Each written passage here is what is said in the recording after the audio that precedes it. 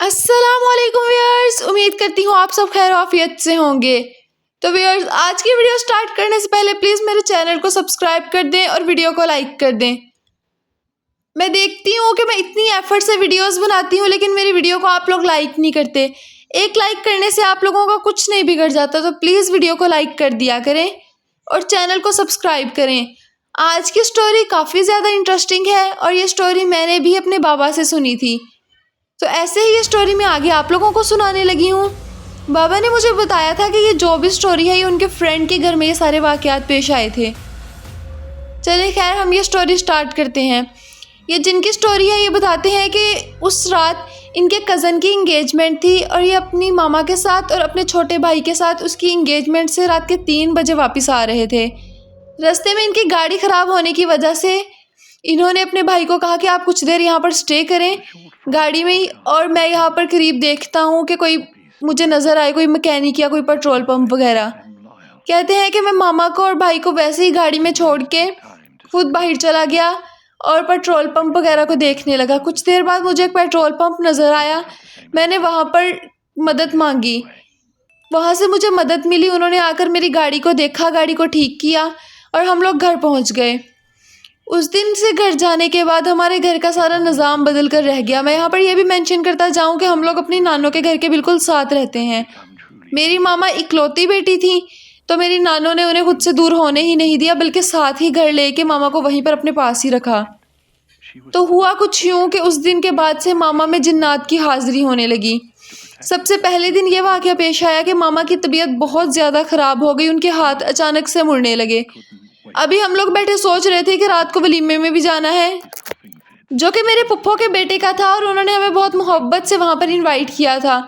ये सारी बातें अभी हम लोग कर ही रहे थे कि तभी मामा की तबीयत बहुत ज़्यादा ख़राब होना शुरू हो गई। उनके हाथ पैर मुड़ना शुरू हो गए और उनका चेहरा ऐसे अजीबोगरीब सा होना शुरू हो गया कि हमें समझ नहीं आ रही थी कि मामा को हो क्या रहा है। अचानक बाबा आए और बाबा ने कहा कि जल्दी से अपनी नानों को बुला कर लाओ। छोटा भाई गया और फटाफट जाके नानों को बुला के लाया। नानों ने आकर कुछ आयात पढ़ी, कुछ दमदरूद वगैरह किए। मामा की तबीयत संभलने में आ गई। अब तो रोज़ का ये मामूल बन चुका था कि मामा को किसी न किसी टाइम तबीयत ज़रूर मामा की ख़राब होती। ऐसे ही करते करते मामा को फालिज का अटैक भी हो गया और मामा की राइट साइड बिल्कुल पैरालाइज हो गई। ब्लड प्रेशर, शुगर बिल्कुल कंट्रोल में ना रहता और जब रिपोर्ट्स करवाते रिपोर्ट्स में सब कुछ बिल्कुल नॉर्मल आता। अब हम लोग तो परेशान थे और हमारे चक्कर लगाने से रोज़ रोज़ डॉक्टर्स भी परेशान आ चुके थे कि आखिर ये माजरा है क्या। उसके बाद हमने कुछ आमिलों से रब्ता किया।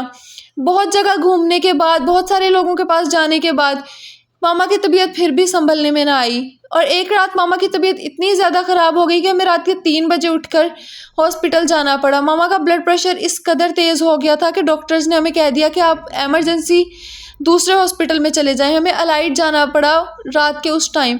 वहाँ डॉक्टर्स ने कुछ इंजेक्शंस लगवाए, मामा की तबीयत संभलने में आ गई। मामा ठीक हुई तो उन्होंने ज़िद करना शुरू कर दी कि मुझे अब घर जाना है। हम मामा को घर ले आए। उस रात मुझे याद है कि मामा की तबीयत का सुनकर मेरे चाचू भी आए हुए थे और मेरी एक खाला भी आई हुई थी। तो घर में उस वक्त काफ़ी लोग मौजूद थे, क्योंकि खाला के बच्चे मतलब मेरे कज़न्स वगैरह भी सारे उस टाइम घर में मौजूद थे। कि उसी रात मामा की तबीयत दोबारा से ख़राब होने लग गई। हम लोग मामा को फिर से जब हॉस्पिटल लेके गए तो डॉक्टर्स ने कहा कि अब हमारे बस से बाहर की बात है, लेकिन उन्होंने फिर मामा को कुछ इंजेक्शंस वगैरह दे दिए। उनकी तबीयत फिर कुछ देर के लिए संभल गई। अब डॉक्टर्स ने कहा कि इनके हॉस्पिटल में रहने का कोई फ़ायदा नहीं है, आप लोग इन्हें घर ले जाएं। हम लोग मामा को घर ले आए। एक आमिल का मेरे कज़न ने बताया, जब हमने उन आमिल से रब्ता किया तो उन्होंने मामा पर कुछ दमदरूद वगैरह किए और उन्होंने हमें ये बात बताई कि उस रात जब मैं उन दोनों को वहाँ पर छोड़कर चला गया था तो मेरे जाने के बाद मामा मुझे देखने के लिए गाड़ी से बाहर निकली थी। वहाँ जब मामा गाड़ी से बाहर निकली तो वहाँ पर एक कचरे के ढेर पर एक मखलूक बैठी थी जो उस वक्त मामा पर हावी हो गई, क्योंकि मामा ने बहुत तेज़ परफ्यूम लगा रखा था और हमारा पीछा करते करते वो घर तक आ गई और ये मामा की जान नहीं छोड़ी। उसने कुछ अमल वगैरह किए और उसके बाद हमें लगा कि अब सब कुछ ठीक हो गया है। उस दिन मुझे याद है हम सब बहुत खुश थे। हम सब इकट्ठे भी हुए थे, मेरी खाला के बच्चे, चाचू के बच्चे, और हम लोग बहुत खुश थे कि चलो अब वो जिन दोबारा नहीं आएगा। और मामा के साथ ये सारे वाक़यात और मामला देख देख के हमारे दिल से ऐसी चीज़ों का खौफ भी तकरीबन निकल चुका था। अब हम लोगों को अंधेरे से ऐसी चीज़ों से डर नहीं लगता था। लेकिन उसी रात मामा की तबीयत दोबारा से ख़राब हुई। हुआ कुछ यूँ कि रात 9 बजे के करीब जब मामा ने कहा कि चलो ठीक है अब मैं सोने के लिए जाती हूँ, आप लोग भी सो जाओ, मामा सोने के लिए गई तो तभी हमें ज़ोर ज़ोर से हंसने की आवाज़ आई और किसी ने कहा कि मैं आ गया हूँ और इसे लेने आया हूँ। यकीन करें ये वक्त कभी किसी को देखना नसीब ना हो कि उस वक्त घर में कैसा अफरा तफरी का आलम था। हम सबको समझ नहीं आ रही थी कि हॉस्पिटल जाएं, किसी आमिल से रब्ता करें, हम करें तो करें क्या। और हमारे देखते ही देखते मामा ज़ोर ज़ोर से हंसने लगी और हंसते हंसते उन्होंने कहा कि अपना ख्याल रखना, और ये कहकर मामा हम सबको हमेशा हमेशा के लिए छोड़कर चली गईं।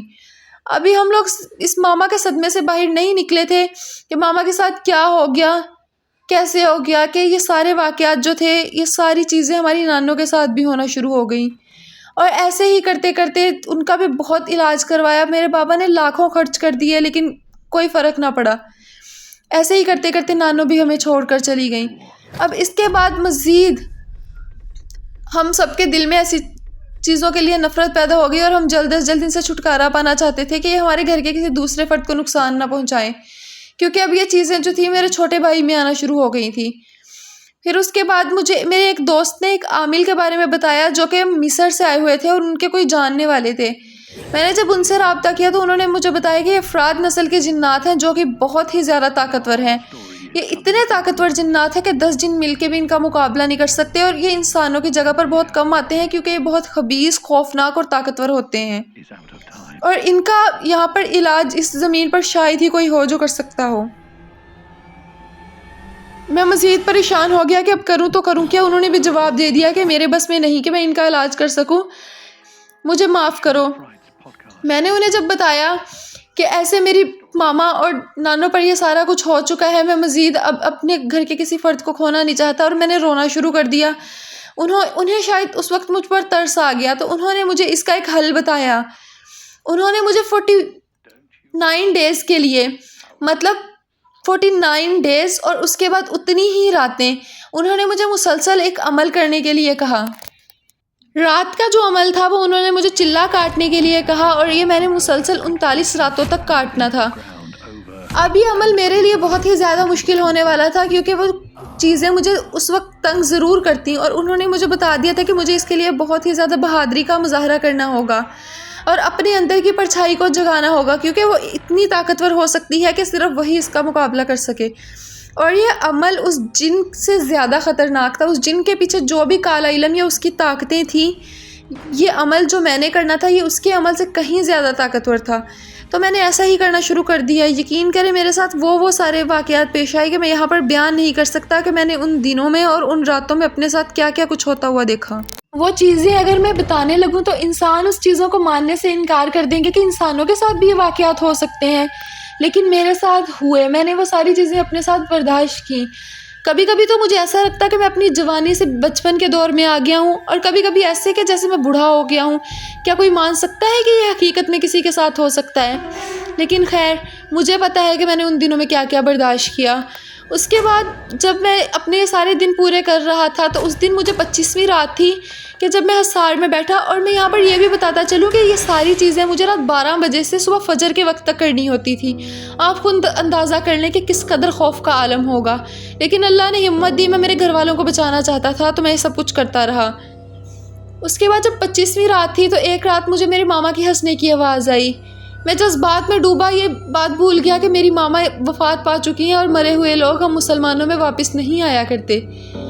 जब मैंने अपने मामा की हंसने की आवाज़ सुनी और वो साथ साथ ये भी कह रही थी कि मुझे बचा लो हमज़ा, ये मुझे मार डालेगा, मुझे बचा लो मेरे हमज़ा, कहाँ हो बेटा तुम।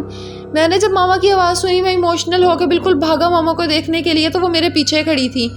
मैं हिसार से बाहर कदम रखने ही लगा था कि मुझे क्रीपी सी स्माइल दिखाई दी, अजीब मुस्कुराहट जो मेरी मामा की नहीं हो सकती थी। मेरी मामा का चेहरा बहुत ही मासूम सा चेहरा था, और उनके चेहरे पे वो मुस्कुराहट देखकर मुझे ये चीज़ वाज़ेह तौर पर समझ आ गई कि ये मामा नहीं है, ये कोई और चीज़ है जो मुझे हिसार से बाहर निकाल कर मुझ पर कब्ज़ा करने की कोशिश कर रही है। मैंने फ़ौरन से ख़ुद को संभाला और फ़ौरन से हिसार में बैठ गया दोबारा। वो चीज़ मुझे इस कदर परेशान करती कि मुझे तरह तरह से बाहर निकालने की कोशिश करती, अक्सर शोर करती कि मैं शोर की आवाज़ से बाहर आऊँ, और मेरा जो मैं अमल कर रहा हूँ वो अमल मेरा रुक जाए, मेरा अमल टूट जाए। लेकिन मैंने हिम्मत की, अल्लाह का नाम लिया और करता रहा, और फजर के बाद मैं नमाज़ पढ़ता और घर चला जाता। उसके कुछ दिनों बाद जब मेरी तकरीबन ये आखिरी रात थी, मेरी 39वीं रात थी, मैंने उस रात ये अमल किया तो मुझे मेरे सामने मेरा ही साया दिखाई दिया, मेरे सामने मेरा अपना साया। और यकीन करें मैं उसको देखकर इतना हैरान रह गया कि मैंने इसके बारे में कहानियों में पढ़ा था कि मेरा हमजाद मेरे सामने खड़ा है, मैं इसे कैसे देख सकता हूँ। वो बहुत गुस्से में था। उसने मुझसे पूछा कि मुझे क्यों बुलाया। मैंने उसे सारी बात बताई, कहा कि तुम्हारी मदद चाहिए। उसने मुझसे कुछ वादे लिए, मैंने उसकी कुछ शर्तें मानी। उसके बाद से उसने कहा कि अब तुम परेशान ना हो, इसको मैं देख लेता हूँ। वो जो भी जिन था उसको इस सारी चीज़ की खबर हो गई कि अब मैंने उसको बुला लिया है और अब ये नहीं बच सकता। उसने फ़ौरन से अपनी जगह छोड़ दी और उसके बाद से कभी भी वो हमें घर में किसी फ़र्द में या किसी और चीज़ की मामले में बिल्कुल भी तंग ना कर सका। मेरा जो हमसाथ है वो अक्सर मुझसे मिलता है और मुझे बताता है, वो मुझे जब भी मिलता है ये बात बताता है कि मैंने उसको फ़लाँ जगह पर ढूंढा लेकिन अब वो ऐसे गायब हुआ है कि दोबारा मेरी पकड़ में नहीं आ रहा। शायद ये कह सकते हैं कि वो दुम दबा कर भाग गया। लेकिन जो भी कहो, जो भी वो हमारा नुकसान कर गया वो इस कदर भारी था कि उस नुकसान का अजाला सारी उम्र मुमकिन नहीं।